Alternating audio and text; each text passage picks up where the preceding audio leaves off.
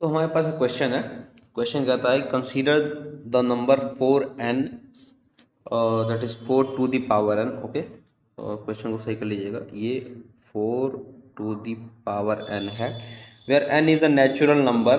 Check whether there is any value for n for which 4 to the power n and with the digit 0। तो हमसे पूछा हुआ है कि अगर हमारा 4n कोई नेचुरल नंबर है, तो अगर 4n की पावर में मतलब n किसी भी अगर एक नंबर को रखा जाए, ठीक है, कोई वैल्यू रखी जाए, तो क्या 4n 0 डिजिट के साथ एंड हो सकता है? चलो देखते हैं। हमारे पास नंबर दिया हुआ है 4 टू दी पावर n, ठीक है। हम कंसीडर करते हैं, सपोज करो कि n की वैल्यू को हमने 1 मान लिया। अगर 1 माना तो ये कितना हो जाएगा, 4 टू दी पावर 1 होगा। और 4 टू दी पावर 1 होगा, इसका मतलब ये हो जाएगा 2 मल्टीप्लाइड बाई 2।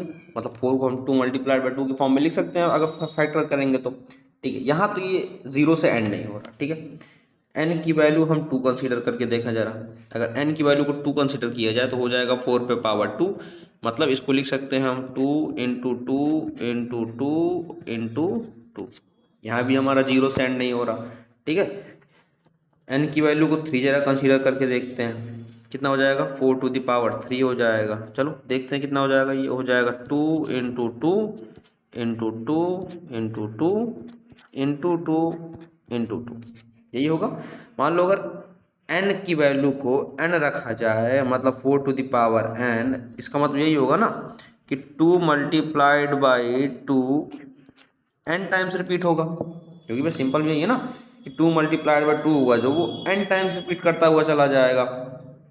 इसका मतलब ये है कि ये 0 पे एंड नहीं होने वाला। तो एक कंडीशन याद रखिए कि 0 पे एंडिंग की कंडीशन क्या होनी चाहिए, ठीक है। कंडीशन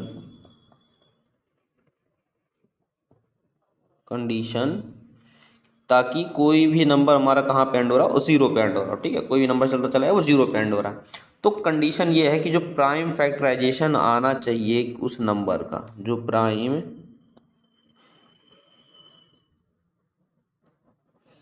फैक्टराइजेशन होना चाहिए उस नंबर का, उसमें 2 एंड 5 ये दोनों नंबर होने चाहिए।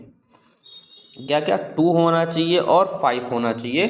तभी हमारा कोई भी नेचुरल, कोई भी वैल्यू जो n की पावर में और n नेचुरल नंबर है, तो वो हमारा 0 से एंड करेगा। देखो यहाँ 2 तो है लेकिन क्या नहीं है, 5 नहीं है, दोनों होना चाहिए। तो सिंस लिखेंगे यहाँ पे, since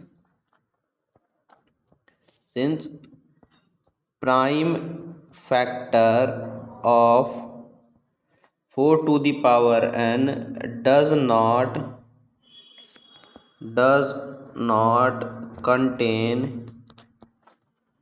not contain 2 and 5 both,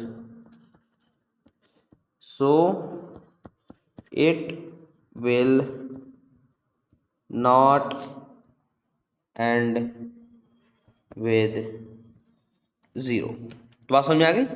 तो चूंकि जो प्राइम फैक्टराइजेशन निकला इसका, उसमें 2 और 5 दोनों नहीं है, ठीक, एक है लेकिन दोनों नहीं है एक साथ। तो इसका मतलब कि जो 4 टू द पावर n का प्राइम फैक्टराइजेशन होगा वो 0 से एंड नहीं होगा, ठीक है। सेम टाइप का क्वेश्चन आपको 6 टू द पावर n का भी पूछा हुआ है एनसीईआरटी में, तो आप उसको भी सेम तरीके से सॉल्व कर सकते हैं।